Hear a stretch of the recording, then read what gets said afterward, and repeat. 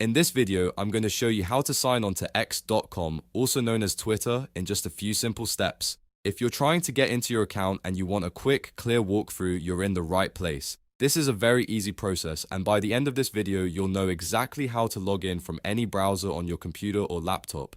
If this tutorial helps you out, make sure to hit the like button and subscribe for more simple step-by-step guides. Let's get started. First, open your browser and go to x.com. Once the website loads, you'll see the login screen. This is where you enter the details for your account.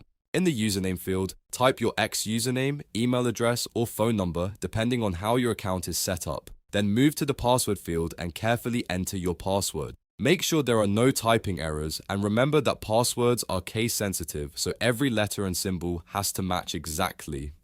After you've filled in both fields, double check that the information is correct. If everything looks good, click the continue button to sign in. X will now verify your login details and take you into your account if the information is correct. If you entered the wrong password or username, you may need to try again or use the account recovery options. But in most cases, once you click continue, you'll be signed in and ready to use X.